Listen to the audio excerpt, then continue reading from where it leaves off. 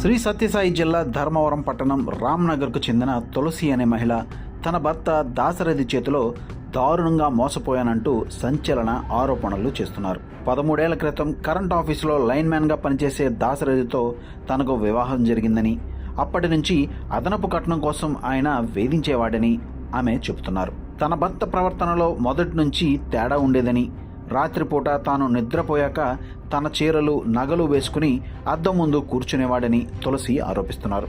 తన భర్త ఒక గే అని, తోటి ఉద్యోగి స్నేహితుడైన మన్సూర్తో అతనికి అసహజ సంబంధం ఉందంటూ ఆమె తీవ్ర ఆరోపణలు చేశారు. తాను నిద్రపోయాక మన్సూర్ను ఇంటికి పిలిపించుకుని పక్క గదిలోనే వారిద్దరూ అసహజంగా ప్రవర్తించేవారని ఆమె అనుమానం వ్యక్తం చేస్తున్నారు.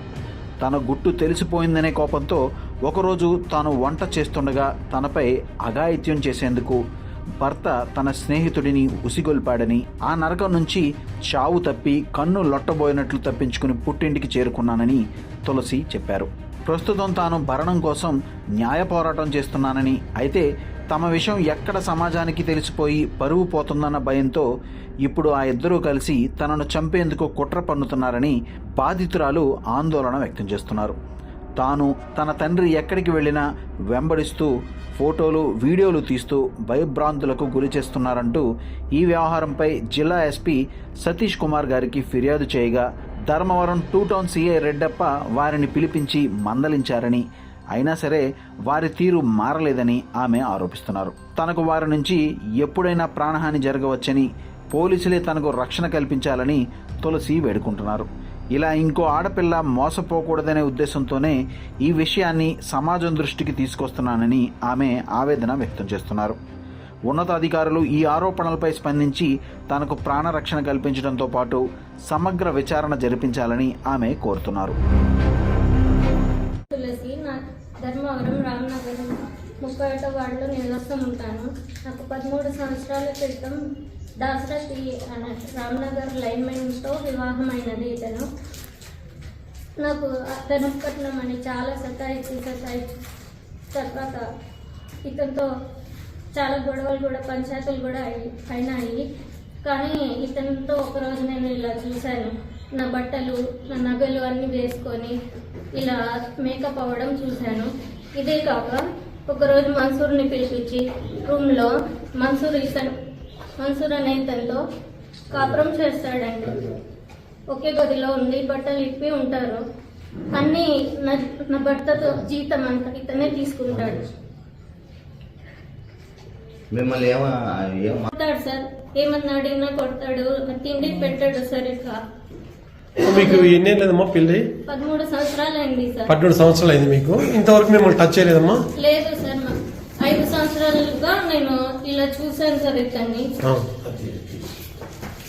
ఇలా వేసుకోవడం చూశాను సార్. అప్పటి వరకు నాకు డౌట్ కూడా రాకుండా వాళ్ళ అమ్మకు బాగాలేదని వాళ్ళ అమ్మ దగ్గర పడుకోవడం, లేదా మన్సూర్ ఇంటికని డ్యూటీ అని వెళ్ళిపోతాడు సార్. ఏదైనా కాజ్ చెప్తాంటాడమ్మా? చాలా కాజెస్ చెప్తాడు సార్.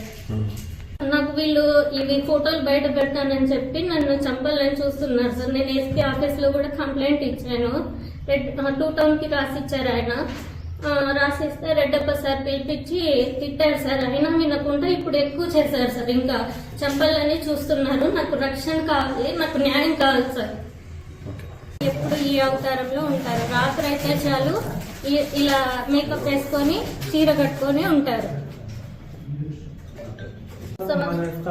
మాలేస్తాడు. ఇప్పుడు 4 ఏళ్ళు మా లేకపోతే గొడవ పెట్టుకొని ఇంటికి పంపిస్తాడు. ఇంకా 6 నెలలు అయినా పంచాయతీ చేసినా కూడా పిచ్చకపోడు సార్. కలిసే ఉంటారు సార్.